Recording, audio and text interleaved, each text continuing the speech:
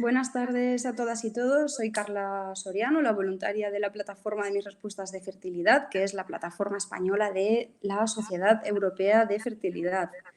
Para los que nos estáis viendo por primera vez, la Sociedad Europea de Fertilidad es una sociedad empírica que ofrece recursos, apoyo y formación a pacientes, pues por ejemplo a través de estos webinars que organizamos, y también a las clínicas de reproducción asistida, pues con algunos cursos para mejorar la atención al paciente, ¿vale? O sea, digamos que la Sociedad Europea de Fertilidad está enfocada y con el objetivo máximo de mejorar la atención al paciente y de que los pacientes tengan más recursos para transitar el camino de la reproducción asistida o el camino hacia la fertilidad, ¿vale?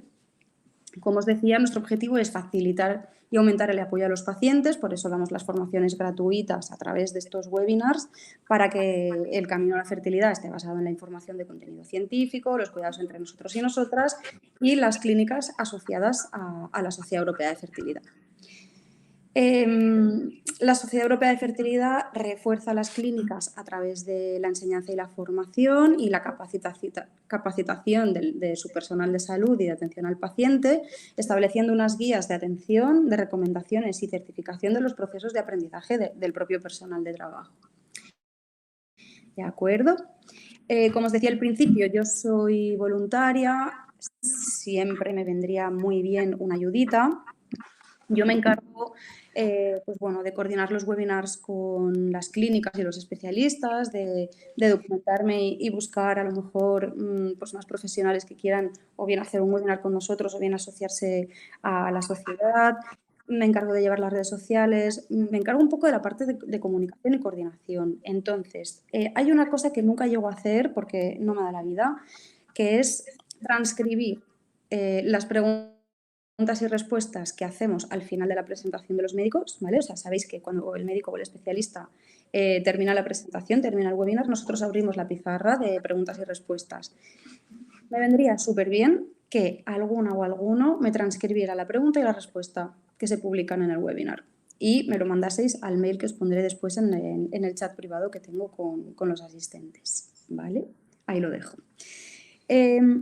Os cuento también que si vais a mis respuestas de fertilidad.es hemos activado un botoncito de donaciones. Creo que empieza desde los 10 euros, 5, 10 o 20, ahora no recuerdo, pero es una cifra así como muy bajita. Se pueden hacer donaciones de manera puntual, te lo puedes programar de manera mensual, semanal, como queráis, ¿vale? Pero esto haría que el proyecto pues, fuera cogiendo un poquito más de forma y a lo mejor pudiéramos profesionalizar todavía más el proyecto de dar formación gratuita a pacientes sobre fertilidad y sobre reproducción asistida. Creo que no me dejo nada. Nada, os presento que el tema de hoy es rejuvenecimiento ovárico y PRP. Sabéis que la PRP, a ver si lo digo bien, es la, ayúdame si no, perdón, es que no quiero meter la pata, plasma enriquecido con plaquetas, ahí estamos. Para ello tenemos con nosotros esta tarde a la doctora Nuria Castelló. Buenas tardes, doctora. Hola, buenas tardes. Paso a leeros ahora mismo su biografía y ya damos paso al webinar enseguida.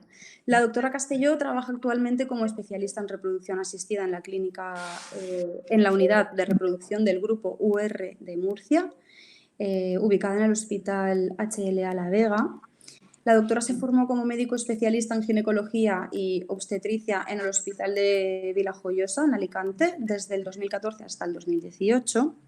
Y desde que finalizó su formación ha trabajado en varios hospitales y clínicas como especialista en ginecóloga y obstetricia, así como especialista en reproducción asistida en la unidad, como os decíamos, del grupo UR de Murcia. Como dato de interés, realizó trabajo de voluntario en Meki, Etiopía, en el año 2014 con la Fundación Pablo Horstmann como docente de los profesionales sanitarios de dicha ciudad en el control gestacional. Os recuerdo de nuevo que al final del webinar, al final de la presentación, abriremos el turno de micro abierto, haremos ronda de preguntas a la doctora. Las podéis ir escribiendo desde ya en el chat, yo me las voy marcando como preguntas y poco a poco las iremos lanzando en la pizarra, ¿vale? Haremos de uno en uno, yo leeré en voz alta la pregunta y la doctora Castelló irá contestando. Recordaros brevemente que este webinar está siendo grabado, que a partir de esta noche o mañana, a lo largo de la mañana, lo subiremos a nuestras plataformas. Seguramente lo encontraréis en primer lugar en YouTube, que es la primera plataforma a la que la subimos. Después lo meteremos en la página web y yo luego iré anunciando en redes sociales que ya tenemos acceso al link y os iré recordando, ¿de acuerdo? Y ahora sí, ya me callo, doy paso a la doctora, voy a poner aquí la presentación y espero que aprendáis muchísimo. Y doctora Castelló, gracias y adelante. Muy bien, Carla, muchas gracias por tu presentación y un placer estar aquí con vosotros. Bueno, pues nada, lo dicho, lo que ha dicho Carla, vamos a hablar sobre el plasma rico en plaquetas. A día de hoy, dicho plasma tiene muchas finalidades en medicina, se utiliza en muchos campos, traumatología, medicina estética y muchos más. Y como campo más novedoso, también lo estamos utilizando en reproducción asistida para, a día de hoy, dos momentos en concreto. Uno de ellos en el ovario para el rejuvenecimiento ovárico y otro para PRP endometrial, para aquellos casos, una vez ya tenemos embriones, en los que no se consigue embarazo o necesitamos mejorar esa preparación endometrial. Nosotros hoy hablaremos del PRP, nos centraremos en el PRP ovárico. Vale, antes de hablar sobre el proceso y el tratamiento, que es lo que nos concierne, pues me gustaría dar una leve introducción sobre qué es el PRP y sobre todo pues, cuándo está indicado. Y bueno, pues empezamos. ¿Qué es el PRP? El PRP, plasma rico en plaquetas. Ahora veremos cómo se consigue, pero digamos que con una extracción sanguínea vamos a conseguir el plasma que tiene una concentración elevada de plaquetas y de otros marcadores, de otras moléculas. Estos dos componentes, por un lado las plaquetas, aquí tenemos en la presentación las plaquetas cuya finalidad principal lo que hacen es aumentar la revascularización de tejido dañado, con el tejido conectivo también lo restituyen. Y por otro lado, los factores moleculares, que son sobre todo citoquinas y factores de crecimiento, también lo que van a hacer es básicamente lo mismo, regenerar el tejido dañado. Esto a nivel del ovario, ¿qué quiere decir? Pues lo que vamos a hacer es que a nivel de la corteza, que es donde se ha demostrado que hay, vamos a pasar un momento a esta diapositiva, a esta mejor, hay folículos primordiales o preantrales, son aquellos que están inactivos, que en principio no se van a activar nunca, porque a lo largo de la vida de la mujer nace con un pool en concreto con muchos folículos, por decirlo de alguna manera. Y a lo largo de la vida de la mujer esos folículos van a ir disminuyendo, nunca aumentan. Pero hay algunos folículos que en principio nunca se van a activar. Lo que van a hacer estas plaquetas y estas moléculas, estos factores de crecimiento y citoquinas, es activar en la corteza, que es donde se sitúan estos folículos, ¿vale? Para poder utilizarlos. Este es un estudio en el que se estudiaron mujeres con baja reserva ovárica y las cuales se vio idiopáticas, son mujeres sobre todo en este caso jóvenes, en las que se vio que un 60% no tenían folículos, que un 30% tenían escasos folículos y un 10% sí tenían, pero el problema era ese, que no se activan. Pues bien, esta es la finalidad de las plaquetas, activar estos folículos. Volvamos a la siguiente presentación, a la siguiente diapositiva, y es sobre cómo vamos a utilizar este plasma, cómo vamos a conseguirlo.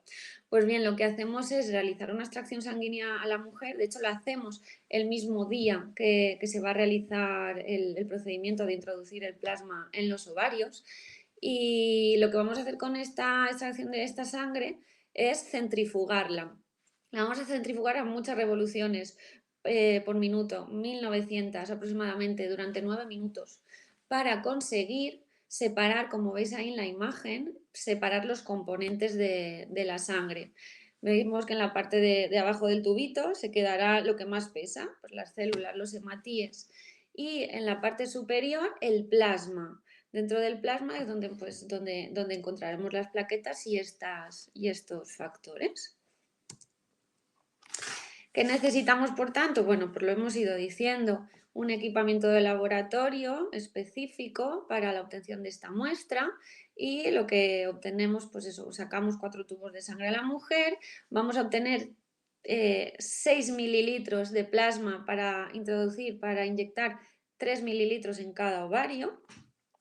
Este plasma activaremos sus componentes con cloruro cálcico, es lo que utilizamos, y lo inyectaremos en los ovarios como muy tarde, unos 2 minutos después de obtener la muestra. Es importante tener en cuenta que es un proceso que en el mismo día se realiza, el mismo día la paciente se puede ir a casa, es poco invasivo y poco más. Y es intrahospitalario. De hecho, nosotros nos situamos en un hospital que nos pues, tiene de ventaja el control de la paciente durante las horas de ingreso. La paciente acude a la clínica por la mañana, se le realiza la extracción de sangre y un par de horitas después se le hace la introducción, la inyección del plasma en los ovarios. Es parecido, el proceso al final es parecido para la paciente como si fuese una captación de ovocitos, una punción de los ovarios. Es igual, lo único que en lugar de aspirar los óvulos, lo que hacemos es inyectar el plasma en la corteza de los 2 ovarios. Aquí tenéis una imagen de pues, más o menos el procedimiento de cómo se hace, introducir el plasma en la corteza ovárica. En la imagen también veis el endometrio, como os he dicho antes, que también se puede utilizar el PRP para mejorar la calidad del endometrial. Bueno, esta diapositiva era muy bonita porque era dinámica, no me funciona aquí, pero bueno, os la explico. Lo que quiere decir es, lo que quería decir con ella es que la edad materna a lo largo de los últimos años ha variado mucho en la que deseamos ser madres. En 1996, que es la imagen que veis, la media de tener el primer hijo se encontraba entre 27, 28 años de la mujer. Hoy en día, tenía la imagen de 2017, la edad se sitúa en torno a 31, 32 años, como veis, pues ha variado mucho. ¿Y esto qué significa? Pues esto significa que nuestra reserva ovárica, cuando queremos ser madres, ha disminuido respecto a hace unos años, porque como hemos dicho antes, la reserva ovárica va bajando a lo largo de nuestros años y no tenemos la misma cantidad de óvulos ni calidad a los 20 que a los 35. Claro, de aquí a que surge la necesidad de encontrar algo en reproducción asistida que nos ayude a conseguir un embarazo con óvulos propios sobre todo antes de pasar a una ovodonación. Porque claro, sin estos recursos, una mujer con baja reserva ovárica o con fallo ovárico prematuro, en la que por ejemplo, también se han intentado varios ciclos de fecundación in vitro con poca respuesta. El recurso hasta hace unos años era pasar a una ovodonación. Pues bien, ahora gracias a estas técnicas podemos por lo menos intentar, digamos como un paso previo a intentar una gestación con óvulos propios. ¿Vale? Por tanto, dos entidades importantes, independientes para el PRP, la baja reserva ovárica y la insuficiencia ovárica prematura, es decir, baja reserva ovárica en edades tempranas. Aquí incluimos hormonas antimurerianas bajas, lo que hemos dicho antes de ciclos de fecundación de FIB con bajas respuestas, es decir, cuando quedan pocos óvulos. Esta ya la hemos visto. Vale, técnicas de rescate de folículos primordiales. Estamos hablando del PRP, pero han aparecido otras técnicas aparte del PRP. Ambas, hay 2 técnicas aparte de la que hablamos hoy, pero ambas son más invasivas.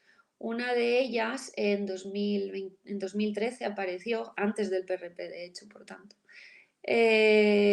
supone la mujer pasar por una laparoscopia, que es la intervención para acceder a los ovarios, y dentro de esta intervención coger una muestra, una parte de la corteza ovárica por mecanismos traumatológicos, es decir, machacar esa muestra de corteza. Esto ha demostrado que puede activar también esos folículos. O la otra técnica sería con trasplante de células madre propias, autotrasplante, también supone intervención, por tanto son técnicas más intervencionistas y más económicamente más, pues suponen un mayor coste. Bueno, y ahora sí que vamos a dar unas leves pinceladas de algunos de los estudios que han estado investigando el PRP. He de decir, importante, que a día de hoy aún se trata de un proceso experimental, ¿vale? Que sí que estamos en las clínicas ya empezando a utilizarlo, está demostrando buenos resultados, pero no debemos olvidar esto, que aún es experimental. Este es un estudio de 2020 en el que a 311 mujeres se les realizó el PRP sin un grupo control, es decir, a ellas solas fue a las que se les realizó el estudio. Y bueno, pues resultados prometedores, porque de las 311 mujeres, 23, perdón, que no me ves, y 23 fueron las que consiguieron embarazo espontáneo. Y después de un tratamiento de fecundación in vitro, 13 de ellas fueron las que lo consiguieron. O sea, son pacientes que vamos a tener en cuenta, si es un número bajo, pero hay que tener en cuenta que sin este tratamiento tiene una muy baja reserva. Entonces, los embarazos, probabilidad de embarazo es muy, muy baja. De los mismos autores, ampliando la muestra ya con 510 mujeres estudiadas, hicieron otro estudio en el que se consiguió un 20% de embarazo, mucho para esta reserva ovárica. Por tanto, sí que estamos viendo, y aquí tenemos una tabla en la que podemos comparar, sí que estamos viendo una mejoría en cuanto a parámetros que suponen estudio de la reserva ovárica, como son, aquí tenemos en este estudio varios parámetros que se estudiaron antes de inyectar el PRP y después. Uno de ellos, el recuento de folículos antrales. Como podemos ver, antes del PRP el recuento era de 2,6, 3 folículos, y después 4,2, 4,5. Hay una marcada, sí, sigue siendo baja, pero volvemos a lo mismo. Sí que hay un marcado aumento significativo estadísticamente, perdón. La hormona antimuleriana también subió de 0,3 a 0,5 y lo importante, el número de blastocitos, de embriones conseguidos de 0,6 se llegó, es decir, de 0,1 se llegó a 2,3, o sea que está muy bien. Nada, esto es lo mismo, que aumentamos la significativa, estadísticamente significativo el nivel antimuleriana, FSH, recuento de folículos. Bueno, lo siguiente que os presento es una revisión de varios estudios en los que se ha analizado la efectividad del PRP, en la que concluyen, y es importante esto tenerlo en cuenta, que hay a día de hoy una gran variedad de protocolos a la hora de utilizar el PRP, pues por lo mismo, porque estamos en una fase aún experimental. Heterogeneidad, ¿qué me refiero? Pues que no hay un protocolo exacto que te diga esto es como mejor funciona y así es como lo tienes que hacer. No sabemos si inyectando solo un ciclo de PRP es suficiente o no, necesitamos inyectar en un segundo tiempo de nuevo en esos ovarios otra vez del PRP para aumentar la probabilidad, aumentar el pool, ¿no? El recuento de estos folículos. Parece que sí. Además, no tenemos claro aún cuántos mililitros de plasma inyectar en cada ovario. No sabemos bien cuánto tiempo debemos esperar para que ese recuento sea mayor. Parece que a los 2-3 meses, mes y medio, 3 meses de introducir este plasma es cuando es más efectivo. De hecho, es así como lo estamos haciendo. En nuestra clínica lo hacemos así. Al mes y medio, 3 meses de la inyección del plasma en los ovarios es cuando hacemos la estimulación de esos ovarios para conseguir ovocitos. Bueno, por tanto, como conclusión, que sí que parece mejorar los marcadores de reserva ovárica, la tasa de gestación espontánea también y la de fecundación in vitro, pero que es sobre todo, y es con lo que nos tenemos que quedar, que es un recurso previo a la ovodonación en aquellas mujeres en las que quieren un último intento, digamos, de conseguir gestación con los ovarios, pero que necesitamos muchos más estudios que nos demuestren estos hallazgos. Ventajas, que es fácil preparar el PRP, es muy sencillo, es una extracción de sangre y después una intervención muy sencilla, con una anestesia suave, que dura 10 minutos y sin ingreso. Y bueno, sí, problemas, pues que a nivel de los ovarios solo pueden actuar sobre los folículos residuales, que no está claro que mejore la calidad de esos óvulos, que hay metodología muy diversa. Y bueno, lo dicho, nosotros lo que hacemos es inyectamos el PRP y al mes y medio, 3 meses hacemos la estimulación y que se podría repetir a los 20 días para, si no hemos tenido un buen aumento de antimuleriana o de recuento de folículos, intentarlo de nuevo. Pues esto es todo lo que os quería contar. Pues muchas gracias, doctora Castelló. Súper interesante. Mira, yo había cosas que no había escuchado todavía. Vamos, si queréis, con la pizarrita de preguntas y respuestas. Yo he lanzado algunas, he visto que... Vamos primero con Pernille, no sé si es pernil, no sé. ¿Se puede hacer el tratamiento PRP sin hacer una in vitro? Sí, claro, a ver, una de las cosas que ha demostrado mejorar es también la gestación espontánea, que sí que sigue siendo difícil por baja reserva, pero por supuesto. De hecho, os digo a nivel personal que en nuestra clínica tenemos un caso de una inyección de PRP que ha dado una gestación espontánea, o sea que sí. Vale, esta la voy a escribir ahora, gracias. Mira, se puede conservar una muestra de sangre para futuras... La voy leyendo, ¿eh?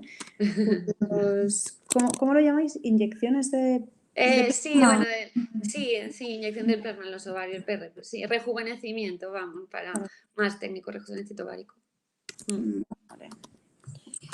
La pongo así y la publico de la siguiente manera. La he escrito un poco regular, ¿eh? Pero bueno, para que nos entendamos. Sí, sí. ¿En una extracción de sangre podemos congelar más muestras para futuras o...? A ver, no tiene sentido porque pues la sangre no es como los óvulos que a lo largo de los años va perdiendo calidad y vamos perdiendo óvulos, pues siempre vamos a tener plaquetas en sangre. Entonces, en el momento que se necesite, se realiza en ese momento la extracción de sangre y ya está. No se ha estudiado, no se ha analizado, no sabemos, pero es posible que al congelar la muestra de plasma, pues no sé si se perderán las plaquetas, no sé cómo funciona la verdad, pero lo ideal es hacerlo en el momento porque no perdemos calidad de plaquetas y de factores moleculares. Perfecto, gracias. ¿Cuáles son los riesgos o efectos adversos, si existen, digamos? Antes de... algo que has comentado, pero... Sí, a ver, bueno, pues al fin y al cabo estamos diciendo todo el rato que sí que es un proceso sencillo, pero bueno, no deja de ser una intervención, aunque sea sencilla. Es una intervención que tiene muy pocos riesgos, el mismo que el de una punción en un tratamiento de fecundación in vitro. Riesgos pues de la propia intervención, pero ya te digo, son muy bajos, sangrado en el momento, infecciones, ya te digo, a día de hoy son muy bajas las probabilidades de esto. Y luego, por otro lado, bueno, sí que es verdad que cuando encontramos pacientes con patologías ováricas, quistes, primero hay que analizarlos y luego valorar si es posible según el perfil de ese quiste, pues valorar si realizarlo o no el PRP. Gracias. Aquí viene una pregunta súper interesante Ujú. que nos la hace Jorge. Dice, ¿se puede utilizar plasma rico en plaquetas de otra mujer o hay cruces inmunológicos? No, no, porque las plaquetas no, a nivel del plasma no, obviamos el tema inmunológico, es simplemente el suero que lleva, el plasma que lleva plaquetas y factores moleculares que no intervienen en el tema inmunológico. O sea que No no hay- haría falta utilizar el de otra mujer. De hecho, podría ser peor porque, bueno, siempre cuando algo es nuestro es mejor porque nuestro cuerpo está acostumbrado a ello y no lo rechaza. ¿No? Ujú. Mm. No se me habría ocurrido esa pregunta. Sí, sí. Veo que alguien está escribiendo, ¿vale? Mientras Vale. tanto, voy a poner, por ejemplo, esta de aquí. Entonces, para que nos quede claro, ¿mejora la reserva o la calidad de los ovocitos? Sobre todo, a ver, mejora la reserva. Claro, ¿qué es la calidad de los ovocitos? Ya cuando nos planteamos, sobre todo cuando nos planteamos hacer el rejuvenecimiento ovárico, hablamos de edades, perdón, de edades maternas avanzadas. Aquí no solo se pierde cantidad de óvulos, sino también el material genético de estos óvulos. Mm. La calidad, sobre todo, se refiere a esto, ¿no? A estas edades. Material genético de los óvulos que puede estar alterado y, por tanto, a los embriones heredar estas alteraciones. El más frecuente es síndrome de Down, ¿vale? ¿Qué pasa? Que esto no, el PRP no lo mejora, parte genética no la tocamos con el PRP, Ujú. no significa nada, ¿vale? O sea, sobre todo hablamos de cantidad de óvulos, lo que podemos Va. mejorar. Vale. Bueno, que tampoco está mal de cara a una in vitro, ¿no? Claro, claro, claro. Por supuesto. Vamos con Julia esta vez. Dice, ¿se está haciendo este procedimiento también en mujeres mayores de 40? Sí, sí, por supuesto. De hecho, la mayoría de las mujeres, la edad media a la que se está realizando son los 40 años, porque es cuando está más baja la reserva ovárica. De acuerdo. Pernil hacía una pregunta un poco indiscreta, pero la voy a publicar. Tía, ¿en qué clínica pueden hacerme el PRP sin obligación de hacer in vitro? Pues en la nuestra. Claro, por Pues, supuesto. pues Pernil, ya sabes. Claro, a ver, nosotros hacemos el PRP, claro, y llevamos un seguimiento de cómo ha evolucionado y luego son los pacientes siempre los que deciden si quieren intentar unos meses de embarazo en casa o no, directamente hacer una fecundación in vitro, claro. Libertad. Claro, claro. Es que, bueno, Mm, este es un tema que se va a salir un poco del discurso del reconocimiento, pero sí que es un tema que voy a lanzar, es un meloncito que voy a abrir, que hay muchas clínicas que no dan libertad de movimiento para hacer tu propio tratamiento, ¿no? ya. Y es importante, yo creo que es importante, lo digo, pues mira, porque ahora mismo tengo voz que en esta plataforma, ¿sabes? Y la voy a Sí, aprovechar. Y creo que es muy importante por parte de clínicas y doctores y especialistas que se establezca un diálogo y que sea un trabajo en equipo, ¿no? Que las pacientes pues tengan toda la información que se pueda para que ellas mismas puedan tomar las decisiones y que los especialistas estén ahí para acompañar y no para decidir por ellas, ¿no? por Digo supuesto. ellas, digo ellas porque al final todos los tratamientos Mm, el 90% de las ocasiones caen y recaen sobre el cuerpo de la mujer, ¿no? Entonces, sí. pues pernil. Totalmente de acuerdo, Carla. Nosotros al final somos los especialistas, somos los que debemos daros la información de porcentajes, probabilidades de embarazo, con unas técnicas, con otras, pero que seáis vosotros libremente en casa. Yo siempre digo, bueno, doy las opciones de tratamiento, os hablo de la probabilidad de éxito, de lo que conlleva cada uno, pero luego sois vosotros quizá en casa los que tranquilamente debéis valorar qué es lo que queréis hacer y teniendo en cuenta, por supuesto, nuestro consejo que es importante, pero siempre con vuestra decisión final, claro, El consejo de un experto, claro, ni más eso. ni Pero no menos. deja de ser, sí, un consejo. Sí, Gracias. sí. Pues pernil, que sepas que la doctora Nuria Castelló tiene abierta su página dentro de nuestra página, o sea, digamos, su perfil de doctora está dentro de mis respuestas de fertilidad.es. Puedes ir ahora si quieres buscarlo, puedes ponerte en contacto directamente con ella. pues bueno, para hacer una primera visita y que no te obliguen a hacerte una in vitro, ¿vale? Eso. Bueno, seguimos con el turno de preguntas. Vamos otra vez con Jorge, que nos pregunta esta vez que si se ha empleado el PRP en pacientes con insuficiencia ovárica prematura. Por supuesto, es una de las principales indicaciones. Estas mujeres jóvenes que la reserva ovárica la tienen muy bajita, o bien por causa genética o por lo que sea, da igual la causa, pero que la reserva ovárica es bajita y justo antes de decidir pasar a una donación, pues es una oportunidad ahí de intentar conseguir esos óvulos que están ahí latentes para un embarazo. Claro que sí. Gracias. Mm. Voy yo a preguntar, porque, claro, es verdad que este webinar estaba muy centrado en el rejuvenecimiento ovárico, pero como también hemos tocado el tema del PRP, yo pregunto, ¿esto se aplica también para mejorar la receptividad del endometrio? Sí, claro, es la segunda aplicación del PRP en medicina reproductiva. En el ovario, en el endometrio, perdón, ha demostrado mejorar la calidad de ese endometrio y ayudar a que hay mujeres cuyo problema es que el endometrio se queda muy finito. Digamos que no es una buena cama para un embrión, para cogerse un embrión. Un endometrio que mide menos de 7 milímetros tiene una probabilidad baja de dar embarazo. Entonces el PRP endometrial ha demostrado que puede ayudar a engrosar ese endometrio. Entonces, por un lado, la indicación es para estos endometrios refractarios, es decir, estos que no crecen con el tratamiento habitual, y por otro lado, para mujeres en las que fallos de implantación, que se ha realizado varias transferencias y no han dado embarazo, porque puede ayudar a mejorar la calidad de ese endometrio. Pero se ayuda como complemento al Eso estradiol. es complemento, exacto. El tratamiento de estradiol si se da o un ciclo natural, pero aparte de ese tratamiento se inyecta el PRP en el endometrio. Sí. Genial. Mm. Pues de momento no veo más preguntas. Ah, no, perdón, sí. Guillermo, al llamarla rejuvenecimiento, una paciente de más de 40 puede tener la falsa expectativa de que esto realmente ocurra. ¿Por qué se le sigue llamando así, siendo un procedimiento experimental que no tiene aún buenos resultados en este grupo etario? Qué buena pregunta. Sí, Guillermo en parte tiene razón. Lo del rejuvenecimiento es una palabra que se inició empleándose así, pero que ya se está valorando el cambiarla, sí. Claro, rejuvenecimiento. ¿Por qué empezaron a nombrarlo así? ¿Por qué se nombra aún así?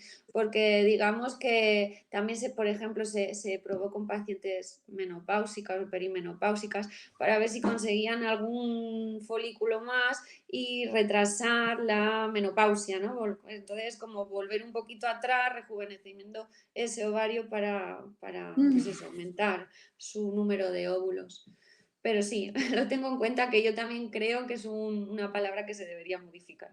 Sí, Tiene sentido, pero sí, tiene sentido. doctora, he de reconocer que está siendo un webinar que está poniendo un poco a prueba la ética profesional, que son... Me están poniendo a prueba, pero bueno, esto también sirve para mí después plantearme ciertas cosas. Claro, estamos reflexionando juntas. Mejorar. Y gracias a las personas que están haciendo preguntas tan interesantes, porque es verdad Sí, que no habíamos tenido un webinar así sí, y me gusta. sí. Vale, a ver, ¿tenemos alguna más? Voy a repasar rápidamente, ¿vale? Si no, os aviso de que podéis continuar haciendo preguntas. Ah, mira, ¿qué función tendría un hematólogo en este proceso? O si la tiene. Sangre. Sí, bueno, a día de hoy no, porque bueno, pues disponemos para empezar, de enfermeras que son las que van a realizar la extracción de sangre, y después es en el laboratorio de embriología donde disponemos donde se suele encontrar, ¿no?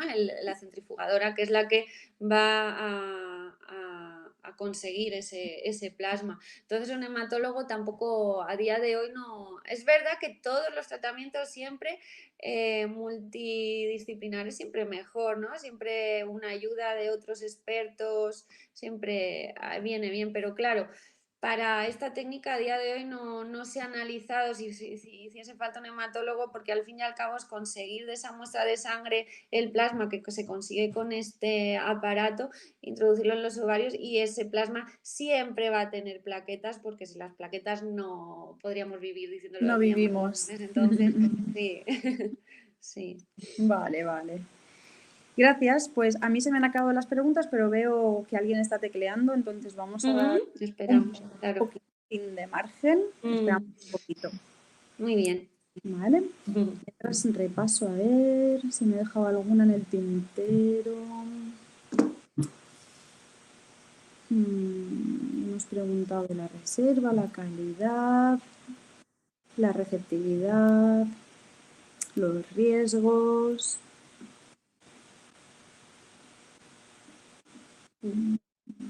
Mira, ya han escrito. Sí, era Julia. Julia que nos comenta que cuál será el coste de este procedimiento. Pues mira, yo no lo sé. Pues a ver, yo no te lo puedo decir seguro 100%, porque es verdad que yo cuando estoy en la consulta no sé precios de nada, porque no me quiero basar en eso para recomendar tratamientos. Simplemente según las indicaciones médicas, resultados de pruebas, es lo que me gusta aconsejar, independientemente del coste. Creo que ronda, no sé si entre 500 y 700 euros, no lo sé, cada infusión. Podría, si queréis, si necesitáis más información, os lo consulto y os lo digo, os escribo, o te lo digo a ti, Carla, para de algún modo hacérselo llegar, claro que sí. Claro, sí, bueno, ellos tienen tu contacto, ¿eh? Tú tienes tu Vale, perfil. vale, claro, pues sí. En nuestra página tienes tu perfil con contacto Perfecto. directo, ¿vale? Para que te hagan preguntas, las preguntas que necesiten, tú derives al departamento que Lo toque, consultaré, eso es. ¿sabes? Más preguntitas tenemos aquí. Jorge, que nos pregunta esta vez que si hay algún estudio realizado en que se compare la in vitro con o sin la PRP. Sí, sí lo hay. Hay, sí. Y de hecho resultados pues hay muy variados. Los hay que no encuentran mejoría y los hay que sí, desde luego casos contrarios no. O sea, el PRP, por suerte, es un proceso que daño no va a hacer, que si va a hacer algo es mejorar. Entonces, hay estudios que no encuentran diferencias y hay otros que sí para bien, en cuanto a mejorar reserva ovárica, recuento de folículos centrales, antimuleriana e incluso pues, conseguir gestación y un embarazo y un bebé sano en casa. Sí, sí.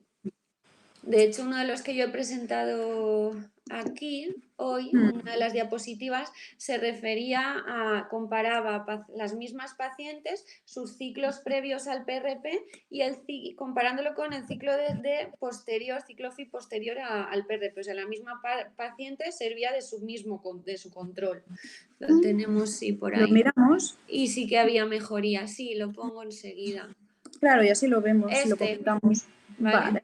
Vale. Número Entonces de ciclos que necesitaban de FIB antes y después del PRP, ese es el primer punto, en el que se ve que sí, que con menos ciclos FIB después del PRP se aumentaba el número de folículos centrales, de la hormona antimuleriana, bueno, todos estos parámetros de número de ovocitos maduros conseguidos, de fertilización, de embriones conseguidos y número de blastos. Sí, sí.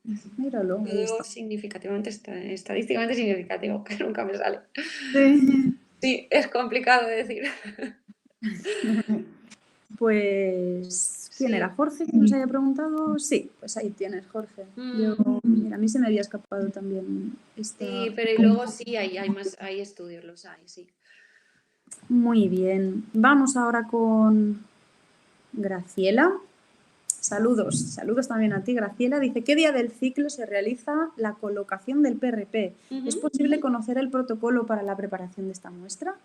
Sí, el día del ciclo en el que se realiza es entre el octavo, 10.º día aproximadamente del ciclo.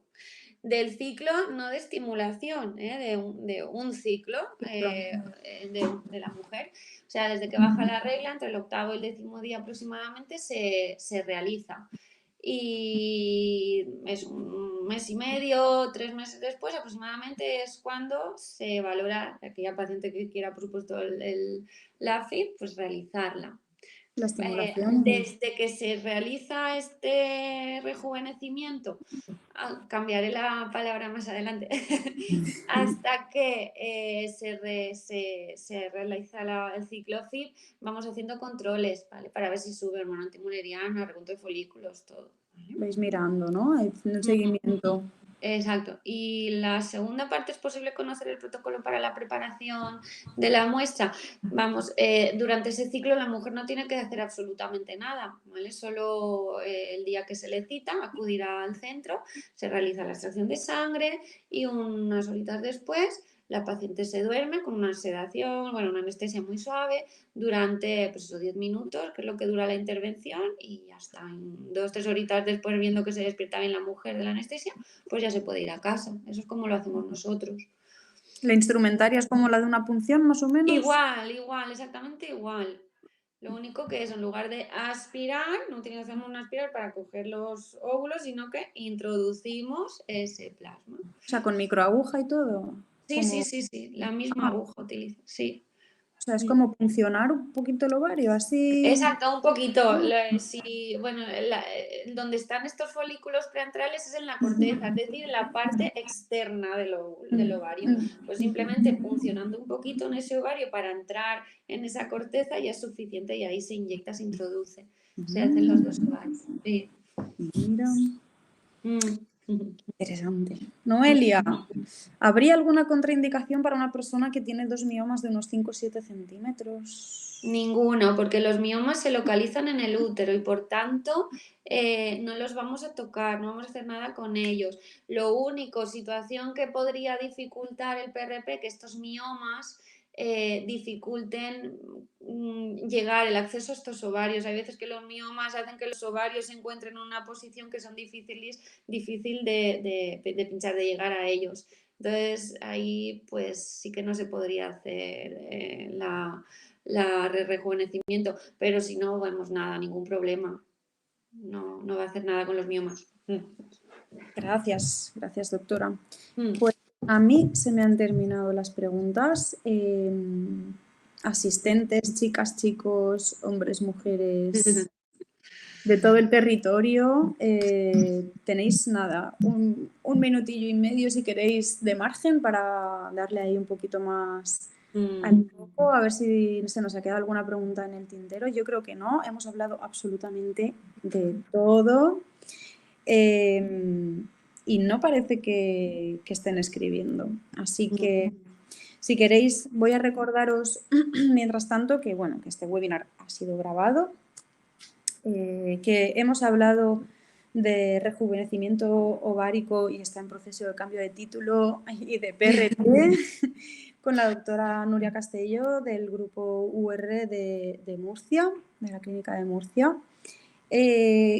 Que mañana tendréis seguramente ya el webinar subido en YouTube. Seguramente no, seguro 100%, porque lo subimos siempre máximo 24 horas después. Entonces, si queréis pasarle el link a alguna compañera que esté en tratamiento, cuando tenéis amigas, familiares, que este tema está súper al día, hemos tenido una información valiosísima, hemos aprendido un montón.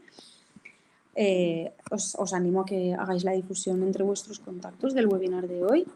Os recuerdo también que lo que os comentaba antes, que la doctora Nuria Castelló tiene su propio perfil de especialista dentro de la página de Mis Respuestas de Fertilidad. Nosotros estamos activos en redes, que es las que más manejamos. Básicamente son Facebook e Instagram. Yo en Instagram estoy bastante activa porque es de donde voy sacando también muchos contactos con muchos especialistas. Entonces, yo en Instagram os colgaré también el enlace al vídeo. Y que ha sido un placer hablar con la doctora Castelló, ha sido un placer estar con vosotras y vosotros, que nos hayáis hecho preguntas tan interesantes, porque todo esto al final, con vuestras preguntas también estáis nutriendo los webinars, ¿no? O sea, son preguntas súper valiosas, con información súper valiosa, y estáis contribuyendo de alguna manera a que esto crezca, a que este es un proyecto súper bonito. Mil gracias, doctora Castelló. Muchas gracias por haber asistido. A ti, Carla, por hacerlo tan ameno. Y lo que necesitéis me escribís. Vale. Muchísimas gracias, entonces. Buenas tardes a todos. Nos vemos prontísimo. Adiós.